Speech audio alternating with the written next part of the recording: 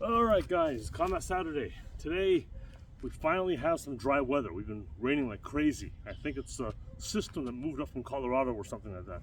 But anyways, we're dry and we're outdoors again.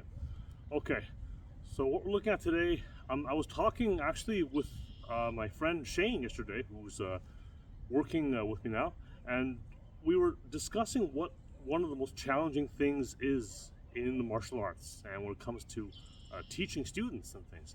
And one of those things, maybe the most important thing, is connecting the hands and feet together, making everything work as one unit. Okay, so there are some drills that we can do to help with that. All right, you know, people they tend to always look at what technique to do.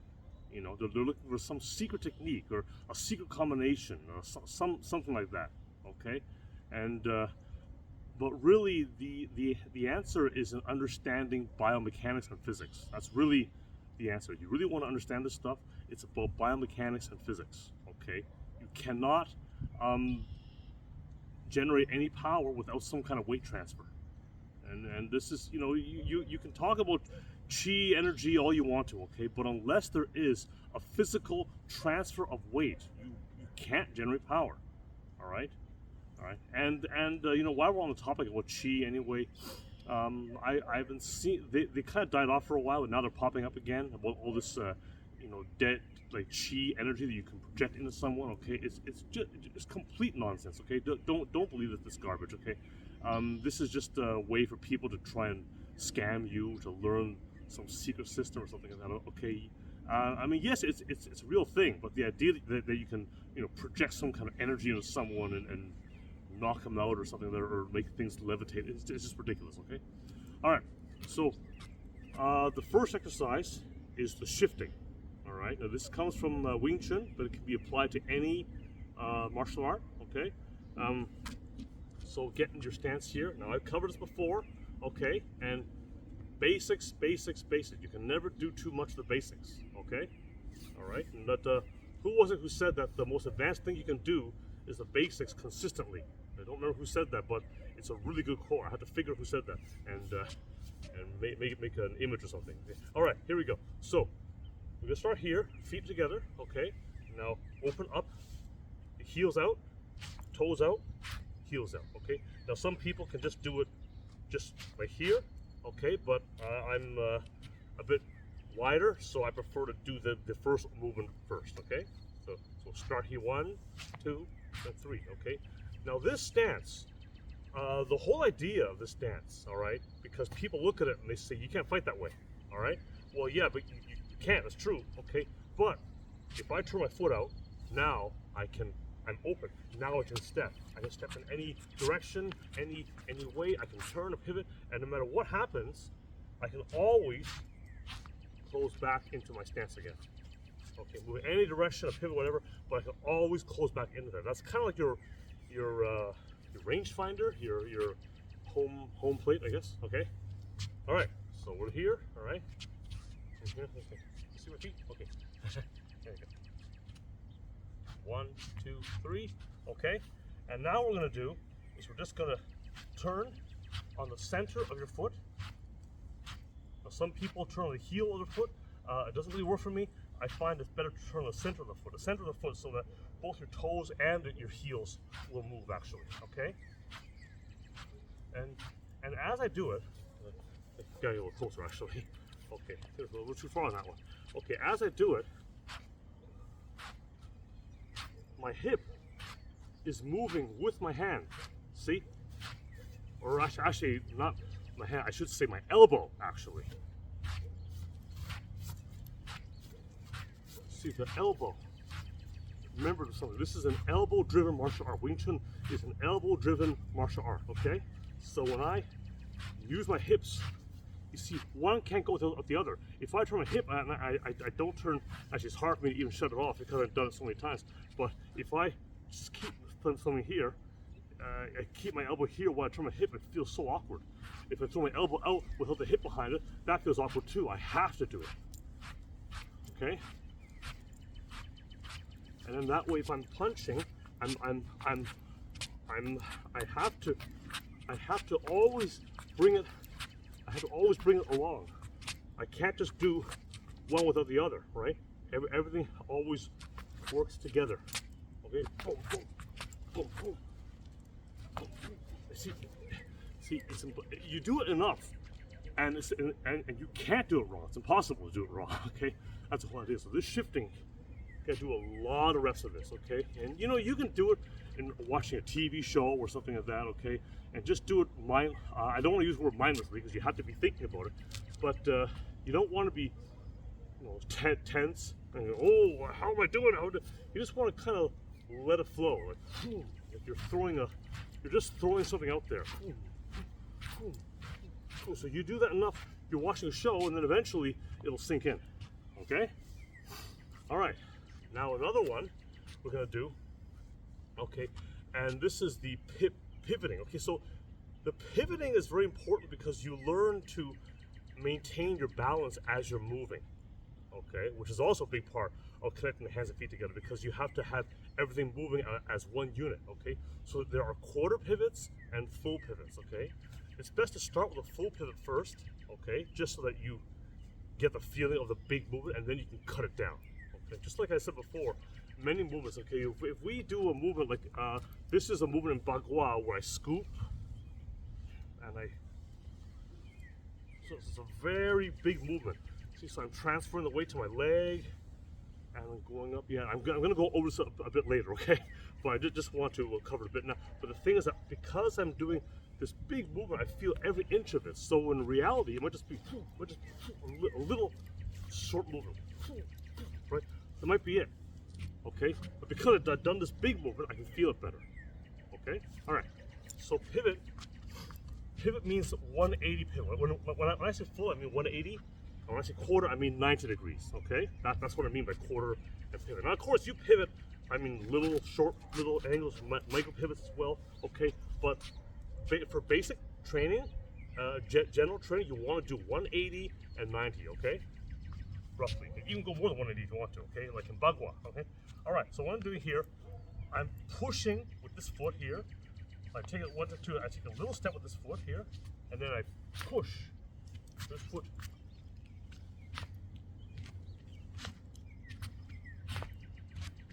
And I go backwards. Now I'm pushing this foot off. Okay? So there's a couple of things to note here. You don't want to rise up in height a lot, okay? If preferably none, okay? So I'm coming here, my legs are bent. I keep them bent. Keep them bent. Keep them bent. Okay?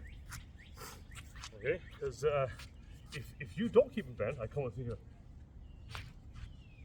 Right? Right? Then you're losing your root. You're losing your connection to the ground. Okay? Now, one reason why we do, well, there are many reasons why you could pivot. You can change position. Pivoting is involved in kicks. Okay? And also, it can be used in various kinds of joint loss and things too. So there's a movement called the lower carrying strike. And I remember I saw a seminar with Carlson Gracie and Samuel Kwok, and he was showing that a technique like that is one of the movements done in Brazilian Jiu-Jitsu. Okay, now probably isn't as widely done as some of the other ones, but still it's in there. So it's kind of interesting to see the crossover with the various different systems. Okay, all right. So that's the so remember, go forward and also backwards too. Okay, now we're going to do a quarter pivot. Okay, the quarter pivot is so 90 degrees. But one thing with this one too, okay, I want to make sure the weight is a bit more on the back leg. Sometimes people pivot and they'll focus on the front leg too much. They end up doing this, and they'll be all the like this. Okay, and of course, if all your weight is on your lead leg, it's very vulnerable to attacks, and you can't move it easily either. Okay, you want whenever you change position, you want to always be able to move after you change position. Okay, you want to be stuck there. Okay, you don't want to be stuck there. Okay, so if I move here, I turn. Now make sure, can you move either leg? Can I move forwards and backwards? Okay, can I strike? Okay. All right, now I go the other way. Here, turn. Here, turn. Okay, so just test it. Can I move after I turn? Okay, so step, turn, there. Okay, okay, I can move either direction. Okay, all right. Now here, okay. Now one other thing you can do, make it fancier, okay, is you can come in, step in a bit, but come in a little bit off the side, because the line of attack is here. Maybe I'll come off the line of attack. Maybe I'll come off this line of attack, coming in right here, right? So it's raising past my head here, boom, boom, boom. See? So I get out of the way, right? So yeah. So we did the shifting and pivoting. Okay, these are extremely important. Okay. Oh, 1 second here. Okay. Yeah. So those are the drills to really work on, and the other one which I mentioned earlier is this is also a stationary drill. Now, although you're not actually moving your feet on this one so much, you're still learning to connect the whole body, and it's like you've got your it's like you know you're revving your engine kind of, and then when you put it in gear, you just kind of go, right? So here I scoop water up and then there, then down. Here's up. See, so I'm scooping water. I'm bringing my hands towards my right leg here, turning towards my left leg. So everything moves in a big circle. So the thing is, see, when I do this, look, my hips are involved, my legs, my hips, my back, my torso, my core, every single thing is involved in this. Okay, up, here, up. And remember, like I said before, right, we're training a big motion here, but in real life, maybe it's just, it's very short, very tight. You won't even see it. Okay, but in order to train those energies, we do everything nice and big, okay, so here.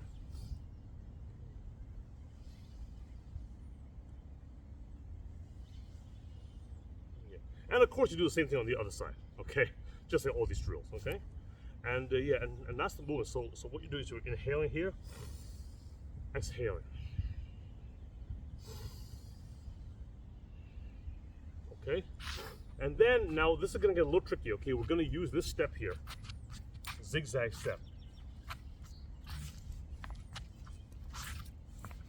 So I take a little half step, then I bring it in and take a full step. Half step, full step, half step, full step, okay? So on the half step, I begin the scooping.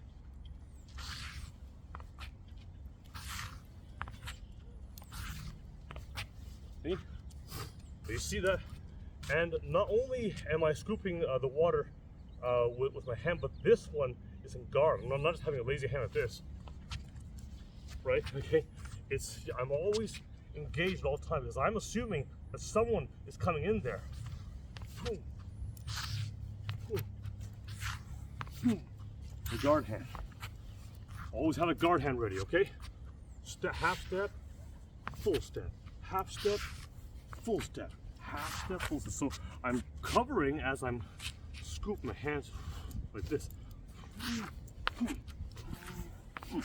Okay? All right, so quick recap. We had the shifting, we had the 180 pivots, we had the 90-degree pivot, we had the 90-degree pivot with the stepping off the line. Okay, remember to test your position. Okay, and then we had this scooping water, stationary and stepping. Okay, now there are a lot of applications to this here. I mean, when you bring in here, getting your leg to avoid a kick, right? Catching a kick, right? Things like that. Okay, it can also be used in joint-lock applications. There are many things you can do with that seemingly simple movement. Okay. All right. So those are your drills. Work on those, and if you do these, your body connection between upper and lower body will definitely improve. You know, you had to put in the time though. Okay, you know, martial arts is all about muscle memory and drilling things into your subconscious and doing it over and over and over again. All right, I'm still working on the same drills and same things I learned years ago because truly, you never master anything.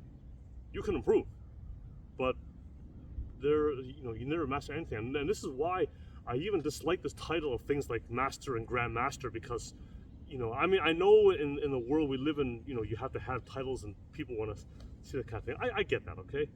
But you know, deep down, I really don't like these terms because I don't think anyone's a master of anything. All you can do is improve, all right? People are, if you're further along the journey than someone else, you can help that person back there come up here, okay?